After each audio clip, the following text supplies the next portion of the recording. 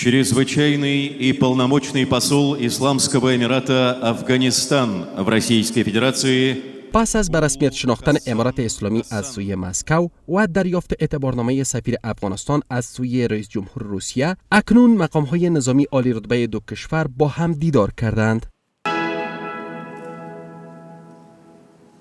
معاون وزیر دفاع روسیه روز گذشته در مسکو با محمد قاسم فرید، معین استراتژی و پلیسی وزارت دفاع امارت اسلامی افغانستان دیدار و گفتگو کردند. این دیدارها جهت بهبود وضعیت امنیتی و مقابله با تهدیدات و مبارزه مشترک علیه تروریسم و قاچاق مواد مخدر و جلوگیری از افزایش تنش‌ها در منطقه باشد.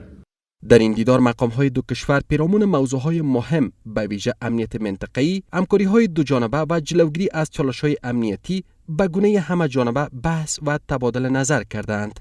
د ملي دفاع وزارت د استراتیژۍ او پالیسۍ معینیت معین مولوي محمد قاسم فرید په مشرۍ یوه لوړ رتبه پلاوي روسیې هیواد ته رسمي سفر وکړ او د روسیې له چارواکو سره یې پر سیمه ییز امنیت، متقابل همکاری او امنیتی ننګونو خبرې وکړې. دیدار مقام‌های نظامی دو کشور در شرایط انجام می شود که روابط روسیه و افغانستان در سالهای پسین رو به توسعه بوده و مسکو به دنبال تقویت مناسبات دفاعی و استراتژیک با کابل است.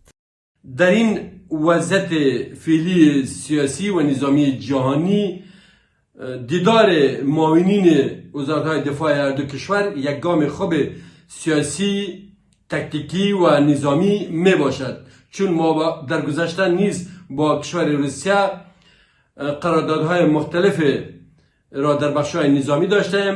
امیدوار هستیم که باز هم در این دیدار بالای روابط گذشته سیاسی، اقتصادی و نظامی هر دو کشور تأکید صورت بگیرد.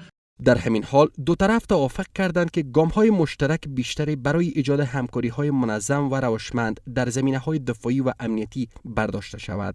با این همه ولادیمیر پوتین رئیس جمهور روسیه همواره گفته است که تثبیت و تعامل با امارت اسلامی ضروری است و روسیه خواهان گسترش روابط مثبت سیاسی و اقتصادی میان مسکو و کابل است. این دیدگاه‌ها نشان می‌دهد که مسکو سیاست تعامل و همکاری با کابل را پیش گرفته است.